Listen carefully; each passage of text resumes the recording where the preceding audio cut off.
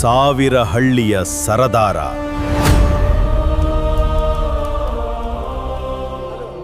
ತಂಗಿ ಸಂಜಯ್,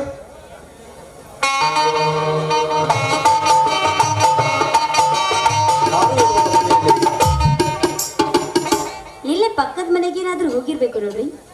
ಇಲ್ಲ, ಬಹುಶಃ ತೋಟಕ್ಕೆ ಹೋಗಿರ್ಬೋದು.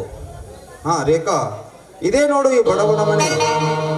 ಈ ಬಡವನ ಅರಮನೆ ನೋಡಿ ನಿನಗೆ ಏನ್ ಅನಿಸ್ತಾ ಇದೆ? ಭಾನುಮತಿಯಾಗಿ ಕೌರವನ ಆಸ್ಥಾನದಲ್ಲಿರುವುದಕ್ಕಿಂತ ಸೀತೆಯಾಗಿ ಶ್ರೀರಾಮನ ಗುಡಿಸಲಿರುವುದೇ ಲೇಸಲ್ವೇನು? ರೇಖಾ, ಎಂತಹ ಮಾತು ನಿನ್ನದು? ಹೌದು, ಹಂಗಿನ ಅರಮನೆಗಿಂತ ಗಂಜಿಯ ಗುಡಿಸಲೇ ಲೇಸು. ಈ ನಿಮ್ಮ ಹೃದಯ ಶ್ರೀಮಂತಿಕೆ ಮುಂದೆ ಮಹಡಿ, ಮಂಟಪ, ಆಸ್ತಿ, ಅಂತಸ್ತು ಯಾವುದೂ ದೊಡ್ಡದಲ್ಲ. ಮನೆ ಸಣ್ಣದಾಗಿದ್ರು ಮನೆ ದೊಡ್ಡದಾಗಿರ್ಬೇಕು. ರೇಖಾ, ನೀನೊಬ್ಬ ಕುದುರೆ ಸವಾರನ ಮಡಿದಾಗಿ ಈ ರೀತಿ ಮಾತನಾಡ್ತಾ ಇದೆಯಲ್ಲ, ನಿನಗೆ ಮಡದಿ ಅನ್ನಲೋ ಇಲ್ಲ ಮಹಾಲಕ್ಷ್ಮಿ ಅನ್ನಲೋ? ಮಡದಿ ಅಂದ್ರೆ ಸಾಕು, ಕುದುರೆ ಸವಾರ ಅಂದ್ರಲ್ಲ, ಅದರ ಮಹತ್ವ ಏನು ಅಂತ ನಿಮಗೇನಾದರೂ ತಿಳಿದಿದೆಯಾ? ಇಲ್ಲ, ತಿಳಿದಿಲ್ಲ. ಈ ಹಿಂದೆ ಮಹಾಭಾರತದ ಕುರುಕ್ಷೇತ್ರ ಯುದ್ಧದಲ್ಲಿ ಶ್ರೀಕೃಷ್ಣ ಪರಮಾತ್ಮ ಅರ್ಜುನನಿಗೆ ಸಾರಥಿಯಾಗಿದ್ದಿರವೇನು? ಹೌದು, ನಿಜ. ಅಂದು ಶ್ರೀಕೃಷ್ಣ ಪರಮಾತ್ಮ ಅರ್ಜುನನಿಗೆ ಸಾರಥಿಯಾಗಿ ಅಂದಿನ ಕೌರವರನ್ನು ಕೊಲ್ಲಿಸಿದಂತೆ ಇಂದು ಈ ಕಲಿಯುಗದಲ್ಲಿ ನೀ ನನ್ನ ತಂದೆಯ ಸಾರಥಿಯಾಗಿ ಈ ಕಲಿಯುಗದ ರಾಕ್ಷಸರನ್ನು ಕೊಲ್ಲಬೇಕಾಗಿದೆ. ರೇಖಾ, ಎಂಥ ಮಾತು ನಿನ್ನದು? ಈ ನಿನ್ನ ಮಾತು ಕೇಳಿ ಷಂಡನು ಕೂಡ ಗಂಡಸಾಗಿ ನಿಂತು ಹೋರಾಟ ಮಾಡ್ತಾನೆ. ಈ ನಿನ್ನ ಮಾತು ನನಗೆ ಮತ್ತಷ್ಟು ಚೇತನ ತಂದು ಕೊಟ್ಟಿತು. ಇದೇ ಸಂತೋಷದ ಸಮಯದಲ್ಲಿ ಒಂದು ಹೃದಯ ಗೀತೆ. ನಿಮ್ಮಿಷ್ಟದಂತೆ ಆಗ್ಲಿ.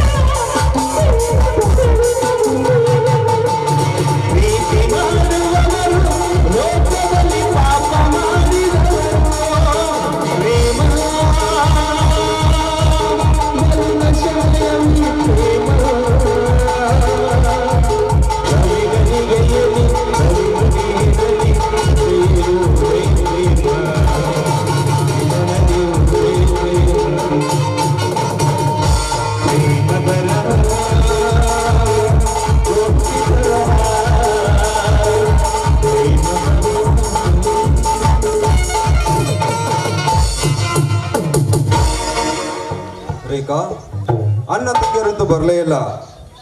ನನಗೆ ಯಾಕೋ ತುಂಬ ಹಸಿವಾಗ್ತಾ ಇದೆ. ನಿನ್ನ ಕೈ ರುಚಿ ನೋಡ್ಬೇಕಂತ ನನಗೆ ತುಂಬ ಆಸೆ ಆಗ್ತಾ ಇದೆ.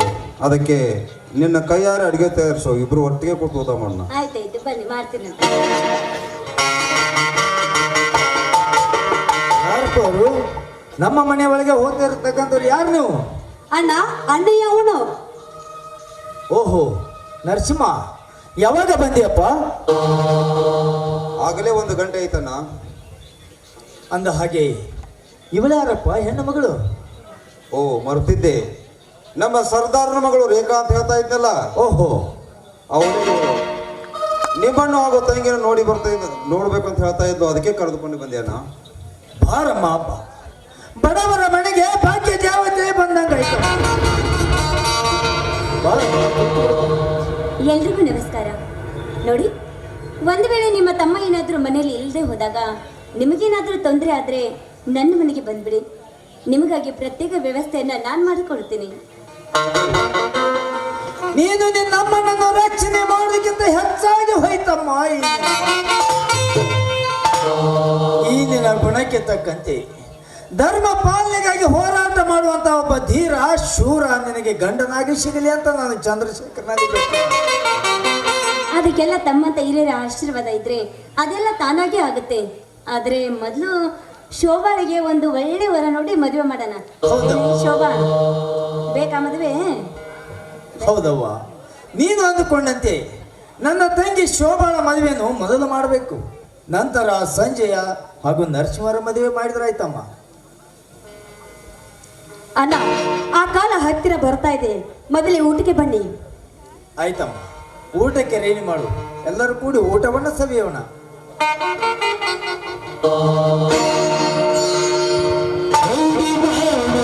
ಮನೆಯಲ್ಲಿ